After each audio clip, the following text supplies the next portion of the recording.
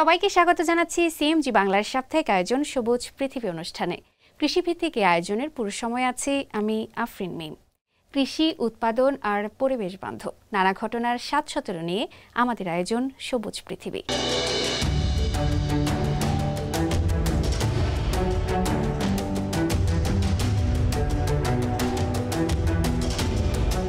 ২০২৪ সালটা ছিল চীনের কৃষি বিপ্লবের বছর। এবছর একের পর এক রেকর্ড ভেঙেছে চীনের ফসল উৎপাদন। সরকারের নানা নীতিগত ও আর্থিক সহায়তার কারণে বছর চীনের প্রত্যন্ত অঞ্চলের কৃষিতে যোগ হয়েছে অত্যাধুনিক সব প্রযুক্তি। আবাদি জমির পরিমাণ বৃদ্ধির সঙ্গে সঙ্গে বেড়েছে কৃষি বিষয়ক নানা ধরনের পরিষেবা প্রদানকারী সংগঠনের সংখ্যাও। বিস্তারিত থাকছে ফয়সাল আব্দুল্লাহর প্রতিবেদনে।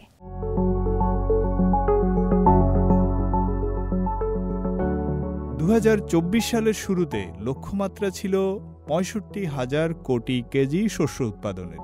বছর শেষে চীনের শস্য উৎপাদন ছাড়িয়ে গেছে ৭০,০০০ কোটি কেজি, যা কিনা গত এক দশকের মধ্যে একটি রেকর্ড। চীনের ভূমির সংরক্ষণ ও প্রযুক্তি ব্যবহার কৌশল কার্যকরভাবে প্রয়োগের মাধ্যমে এই সাফল্য অর্জিত হয়েছে বলে মনে করছেন গবেষকরা। আমরা নিশ্চিত করেছি কৃষি জমির মোট অঞ্চল যেন নির্ধারিত সীমায় থাকে এবং সেই সঙ্গে বীজ শিল্পের নিরাপত্তাও সুরক্ষিত করেছি। এর মাধ্যমে আমরা স্থানীয় সরকারগুলোকে শস্য উৎপাদনে মনোযোগী হতে এবং কৃষকদের শস্য চাষে উৎসাহিত করতে পেরেছি, যা প্রতিটি স্তরে খাদ্য নিরাপত্তা নিশ্চিত করেছে। চীনে এখন ২০ কোটিরও বেশি কৃষি যন্ত্র আছে। এর মধ্যে বেইতৌ নেভিগেশন স্যাটেলাইট সিস্টেম ব্যবহার করছে ২২ লাখ যন্ত্র।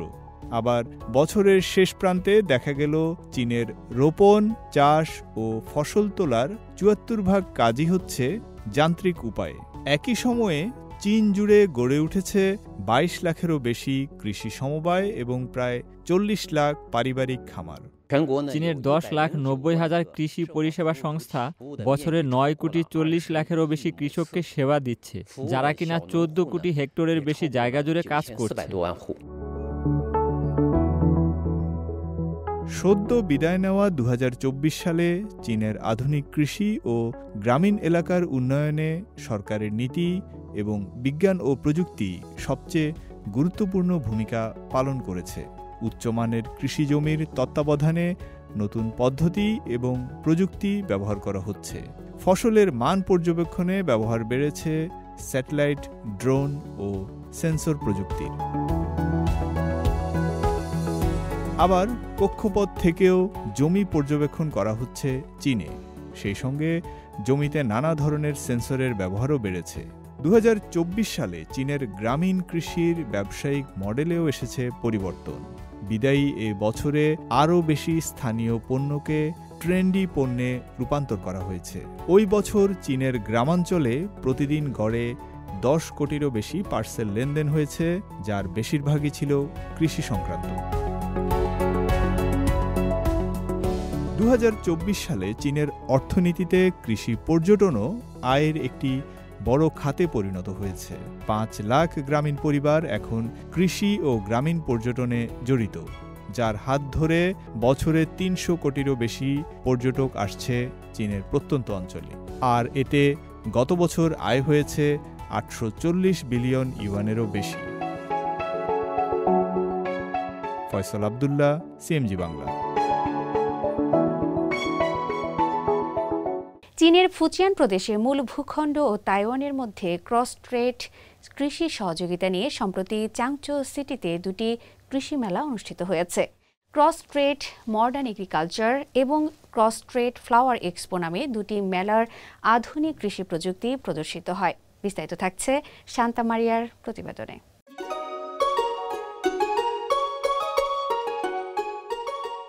চীনের ফুজিয়ান প্রদেশের চাংচৌ সিটিতে চলছে কৃষি ও ফুল বিষয়ক দুটি মেলা। মূল ভূখণ্ড ও তাইওয়ানের মধ্যে ক্রস ট্রেড মডার্ন এগ্রিকালচার ও ক্রস ট্রেড ফ্লাওয়ার এক্সপো নামে সম্প্রতি অনুষ্ঠিত দুটি মেলায় আধুনিক কৃষি প্রযুক্তি প্রদর্শিত হয়। একই স্থানে অনুষ্ঠিত দুটি মেলার 5টি ইনডোর প্রদর্শনী রয়েছে ৩৮,৫০০ বর্গমিটার এলাকা জুড়ে। ৮৪,০০০ বর্গমিটার এলাকা জুড়ে রয়েছে 4টি আউটডোর প্রদর্শনী। সমান্তরালে এক্সপো তাইওয়ান প্রণালীর দুই পাশে নতুন কৃষিপণ্য এবং প্রযুক্তি প্রদর্শন করছে। এই প্রদর্শনীতে তাইওয়ানের ১০০টি উদ্যোগ সহ ২০টিরও বেশি প্রদেশের ৭০০টিরও বেশি কোম্পানি অংশ নিয়েছে। ক্রস স্টেট কৃষির সমন্বিত উন্নয়নের জন্য এই বিশাল পরিসরের প্রদর্শনীর উদ্দেশ্য হল ফুজিয়ান ও তাইওয়ানের মধ্যে কৃষি বিনিময় ও সহযোগিতা অর্জন এবং তাইওয়ানের কৃষক ও ব্যবসায়ীদের মূল ভূখণ্ডে ব্যবসা প্রসারিত করার সুযোগ সৃষ্টি। আমাদের কাছে এখন প্রায় ১৩ হেক্টরের আনারসের খামার রয়েছে। আমরা আশা করি তাইওয়ান এবং মূল ভূখণ্ডের একীকরণকে আরও ভালোভাবে উন্নীত করব এবং মূল ভূখণ্ডে ব্যবসা করার জন্য আরও তাইওয়ানবাসীকে আকৃষ্ট করব।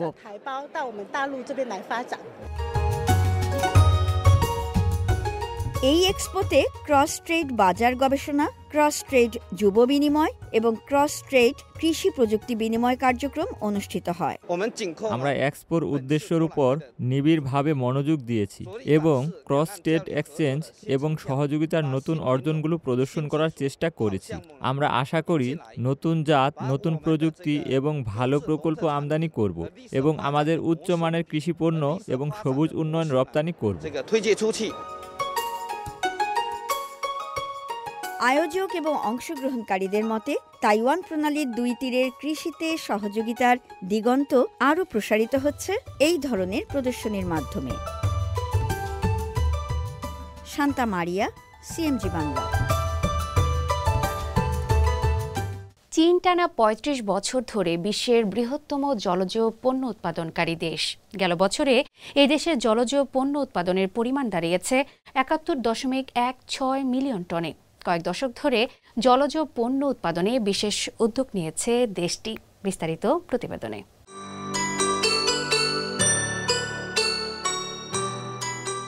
বিশ্বে জলজ খাদ্যপণ্য উৎপাদনে ১ নম্বরে রয়েছে চীন। গেল ৩৫ বছর ধরেই এই জায়গা দখল করে আছে দেশটি।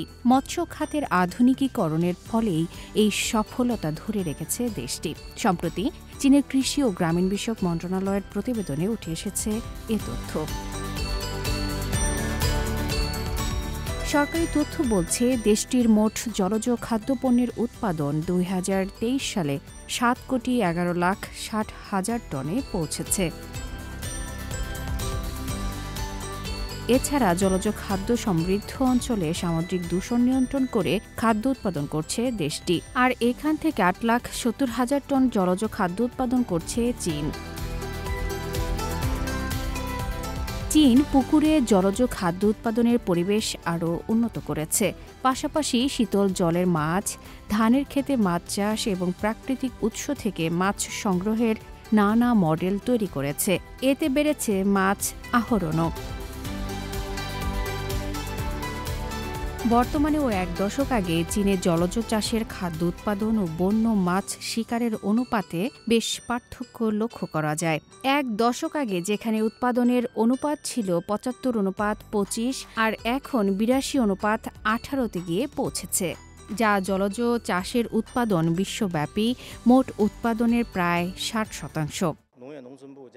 আমরা সামনের দিনগুলোতে উপকূলীয় চারণভূমি, মৎস্যবন্দরের অর্থনৈতিক অঞ্চল এবং শিল্পের সবুজ ও পরিবর্তনশীল উন্নয়নের মতো একাধিক অগ্রণী এবং আদর্শ প্রকল্পের বাস্তবায়ন করব। পাশাপাশি সম্পদ সংরক্ষণ ব্যবস্থা আরও শক্তিশালী করব, নিরাপত্তা মান বজায় রাখব এবং মৎস্য খাতের আধুনিকীকরণকে ব্যাপকভাবে উন্নীত করব। বর্তমানে চীনের রাষ্ট্রীয় সুরক্ষায় মোট ৪৫৮ প্রজাতির জলজ বন্যপ্রাণী রয়েছে, যা ১৯৮৯ সালের পর থেকে প্রায় ৫০০ বেড়েছে। আফরিন মিম, সিএমজি বাংলা।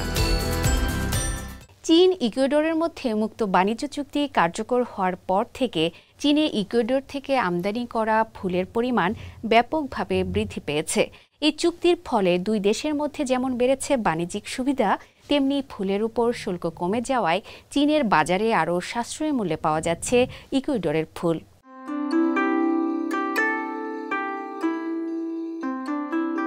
বিশ্বব্যাপী বিয়ের আয়োজন, উৎসব বা বিশেষ দিন উদযাপনে গোলাপের চাহিদা থাকে শীর্ষে। আর ইকুয়েডরের এই গোলাপগুলো বড় পাপড়ি, লম্বা ডাঁটা ও উজ্জ্বল রঙের জন্য দুনিয়া জুড়ে বিখ্যাত। সম্প্রতি গ্রিন চ্যানেল সুবিধার মাধ্যমে চীনের বাজারে এই ফুল এখন সরাসরি প্রবেশ করছে। চীন ও ইকুয়েডরের মধ্যে মুক্ত বাণিজ্য চুক্তি কার্যকর হওয়ার পর থেকে ইকুয়েডরের তাজা গোলাপ এখন চীনের বাজারে পাওয়া যাচ্ছে আরও সাশ্রয়ী দামে। চলতি বছরের ১ মে থেকে বাস্তবায়ন হয়েছে ওই চুক্তি। চুক্তিটি স্বাক্ষরিত হয়েছিল ২০২৩ সালের মে মাসে।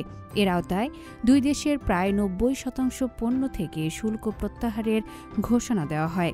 সেই সঙ্গে জরুরি ভিত্তিতে ৬০% পণ্যে শুল্কমুক্ত সুবিধা জরুরি ভিত্তিতে কার্যকর করার ঘোষণাও দেওয়া হয়। ইকুয়েডরের গোলাপের চালান বেইজিংয়ের আন্তর্জাতিক বিমানবন্দরে কাস্টমস পার করতে পারছে বেশ দ্রুত। পচনশীল পণ্যের জন্য নির্ধারিত বিশেষ গ্রিন চ্যানেল ব্যবহার করে এসব পণ্যের সরবরাহ নিশ্চিত করা হচ্ছে। ফুলের এই চালানটি বিমানবন্দরে পৌঁছায় ভোর ৩টায়। আমদানিকারকদের অনুরোধে আমরা তৎক্ষণাৎ সকল ক্লিয়ারেন্স সম্পন্ন করি। পণ্য খালাস হওয়ার পর সকল ক্লিয়ারেন্স শেষ করতে সময় লাগে মাত্র ১ ঘন্টা। বেলা বাড়ার সাথে সাথেই বেইজিংয়ের ফুলের বাজার জীবন্ত হয়ে ওঠে ক্রেতা বিক্রেতাদের ভিড়ে। নিউজিল্যান্ডের পিওনি, দক্ষিণ আফ্রিকার প্রোটিয়ার সঙ্গে সেখানে এখন সমান তালে বিক্রি হয় ইকুয়েডরের গোলাপ। চীনের শুল্ক বিভাগের তথ্যে দেখা যায়, জুন থেকে আগস্ট পর্যন্ত বেইজিং আমদানি করেছে ১,৩৬,০০০ ইকুয়েডরের গোলাপ, যা গত বছরের একই সময়ের চেয়ে ৪১.১% বেশি। এই বাণিজ্য চুক্তি অন্যান্য পণ্য, বিশেষ করে কলা ও কফির ক্ষেত্রেও প্রযোজ্য। আগামী বছর ইকুয়েডরের আরও কিছু কৃষি পণ্যেও এ সুবিধা কার্যকর হবে। আফরিন মিম, সিএমজি বাংলা।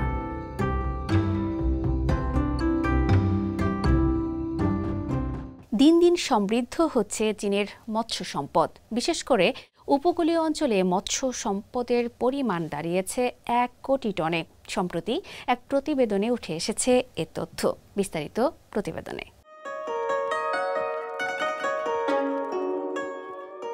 উপকূলবর্তী মৎস্য সম্পদের উৎপাদন ধরে রেখেছে চীন। গত বছরও ১ কোটি টনেরও বেশি উৎপাদন হয়েছে এ খাতে। মৎস্য শিল্পের টেকসই উন্নয়নের লক্ষ্যে নেওয়া চীন সরকারের একাধিক পদক্ষেপের ফলে এসেছে এই সাফল্য। সাম্প্রতিক বছরগুলোয় চীনে মাছ ধরার উপর মৌসুমি নিষেধাজ্ঞা ব্যবস্থা আরও উন্নত হয়েছে। সেই সঙ্গে উপকূলবর্তী অঞ্চলে মাছ ধরায় নিষেধাজ্ঞার সময়সীমাও বাড়ানো হয়েছে। প্রতি বছর ১ মে থেকে শুরু হওয়া গ্রীষ্মকালীন মাছ ধরার নিষেধাজ্ঞাটি মূলত চীনের মৎস্য সম্পদ সুরক্ষা প্রচেষ্টারই অংশ। এ সময় বোহাই সাগর, ইয়েলো সাগর, পূর্ব চীন সাগর এবং দক্ষিণ চীন সাগরের কিছু অংশে মাছ ধরা যায় না। আবার মৎস্য সম্পদের ভারসাম্য বজায় রাখতে চীন নিয়েছে বিশেষ ডাবল নিয়ন্ত্রণ পদ্ধতি। এতে একদিকে যেমন মাছ ধরার নৌকার পরিমাণ সীমিত রাখা হয়, তেমনি নৌকার ইঞ্জিনের শক্তির সীমাও নির্ধারণ করে দেওয়া হয়। দেশটিতে এখন বড় ও মাঝারি আকারের মাছ ধরার নৌকার সংখ্যা ৫০,০০০-এর মধ্যে সীমাবদ্ধ রাখা হয়েছে। জরিপের তথ্য অনুযায়ী সাম্প্রতিক বছরগুলোয় চীনের উপকূলবর্তী মৎস্য সম্পদে সামান্য ওঠানামা দেখা গেলেও এটি স্থিতিশীল প্রবণতা বজায় রেখেছে। ফয়সাল আব্দুল্লাহ, সিএমজি বাংলা। প্রিয় দর্শক, আমরা অনুষ্ঠানের একদম শেষ পর্যায়ে চলে এসেছি। অনুষ্ঠানটি টেলিভিশনের পাশাপাশি সামাজিক যোগাযোগ মাধ্যমে দেখতে www.facebook.com/cmg বাংলা এবং ইউটিউব চ্যানেল সিএমজি বাংলাতে ক্লিক করুন। আগামী সপ্তাহে আবার দেখা হবে একই দিন একই সময়ে। সবাই ভালো থাকুন, নিরাপদে থাকুন আর থাকুন সবুজের সঙ্গে।